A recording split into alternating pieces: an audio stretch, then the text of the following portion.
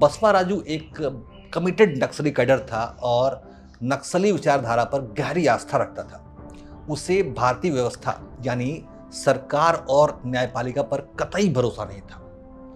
वो उन लोगों में था जो बंदूक की नली से क्रांति लाने पर भरोसा रखते हैं।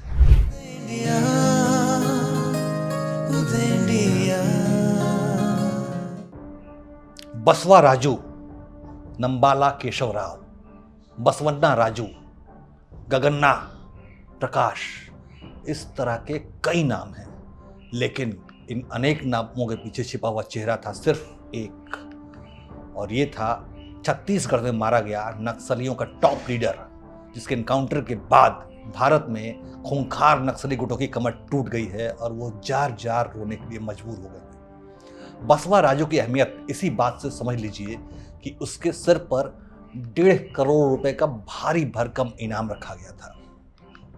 बसवा राजू को घेरने की तैयारी 1 महीने चल रही थी। उसको भी खबर थी कि सुरक्षा बल उस पर शिकंजा कस रहे हैं, इसीलिए वो हर 2 दिन में अपनी लोकेशन बदल रहा था। फिर भी हमारे बहादुर जवानों ने उसको घेर लिया और मार गिराने में एक बड़ी सफलता हासिल की है। बसवा राजू एक कमिटेड नक्सली कैडर था और नक्सली विचारधारा पर गहरी आस्था रखता था। उसे भारतीय व्यवस्था यानी सरकार और न्यायपालिका पर कतई भरोसा नहीं था। वो उन लोगों में था जो बंदूक की नली से क्रांति लाने पर भरोसा रखते हैं। नक्सली विचारधारा पर आस्था के कारण बसवा राजू की गिनती भारत के दुर्दांत नक्सलियों में होती थी। उसकी नक्सली विचारधारा की तरफ उसका झुकाव 45 साल पहले यानी 1980 से ही शुरू हो गया था और वो रेडिकल स्टूडेंट यूनियन का सदस्य बन गया। लेकिन उसी साल श्रीकाकुलम में रेडिकल स्टूडेंट यूनियन और अखिल भारतीय विद्यार्थी परिषद के कार्यकर्ताओं के बीच झड़प हुई, जिसमें बसवा राजू ने जबरदस्त सक्रियता दिखाई। इस दौरान उसको पहली बार गिरफ्तार भी किया गया, लेकिन इस गिरफ्तारी के बाद जब वो बाहर आया तो अंडरग्राउंड हो गया, गायब हो गया, छिप गया। फिर धीरे धीरे वो नक्सली गतिविधियों में सक्रिय होता चला गया और आखिरकार बसवा राजू इतना खूंखार हो गया कि उसने अपने रक्त रंजित इरादों की पूर्ति के लिए 1987 में श्रीलंका के मशहूर आतंकवादी संगठन LTTE के कैडर्स के पास जाकर उनसे मिला और उन आतंकवादियों से गुरिल्ला वार और विस्फोटक बनाने की बाकायदा ट्रेनिंग हासिल की। जब वो LTTE के कैंप से लौटा तो वहाँ से लौटकर आने के बाद बसवा राजू ने स्थानीय स्तर पर अपने नक्सली कैडरों को बम बनाने की ट्रेनिंग दी। बसवा राजू 24 सालों से जो पुलित ब्यूरो होती है वामपंथियों की, उसका सदस्य के तौर पे बहुत ही सक्रिय भूमिका निभा रहा था। उसकी उम्र अब 70 साल हो गई थी। बसवा राजू आंध्र प्रदेश के श्रीकाकुलम जिले के जियन्नापेटा गांव का रहने वाला था। अब आप सोच रहे होंगे कि बसवा राजू कुछ भी था तो भारतीय ही, और वैसे ही ये जितने नक्सली होते हैं वो आखिरकार हमारे देश के ही नागरिक हैं। ये कोई विदेशी तो है नहीं जो कहीं बाहर से आकर भारत को नष्ट करना चाहते हैं। तो मैं आपको एक बात स्पष्ट कर दूं कि नक्सली भले ही विदेशी ना हो, लेकिन ये हमारे देश के विकास के दुश्मन जरूर हैं।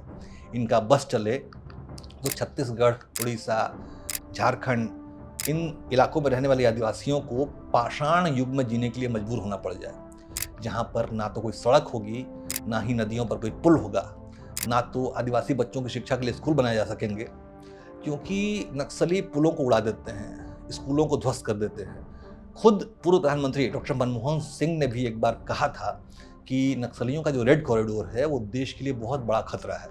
यही कारण है कि केंद्रीय गृह मंत्री अमित शाह ने नक्सलियों के मास्टरमाइंड समझे जाने वाले बसवा राजू की मौत को एक बड़ी उपलब्धि करार दिया है। हाँ, आपको बता दें कि आज़ादी के बाद से अब तक देश में लगभग 30 गृह मंत्री रह चुके हैं, लेकिन नक्सलवाद से निपटना इन सभी के लिए बड़ा सिरदर्द साबित हुआ है। लेकिन ये अमित शाह की कुशलता का ही कमाल है कि उन्होंने देश के 31वें गृह मंत्री के तौर पर नक्सलवाद को लगभग मिटाने में सफलता हासिल कर ली है। गृह मंत्रालय के अनुसार प्रभावी तौर पर नक्सलियों का प्रभाव सिर्फ अब देश के आधा दर्जन यानी लगभग 6 जिलों में ही रह गया है और अब ये अंतिम सांसें गिन रहा है। छत्तीसगढ़ के अबूझमाड़ में हुए नक्सल विरोधी ऑपरेशन में दंडकारण्य स्पेशल जोनल कमेटी का कुख्यात नक्सली यसन्ना उर्फ जंगू नवीन भी मारा गया, जिस पर 25 लाख रुपए का इनाम घोषित किया गया था।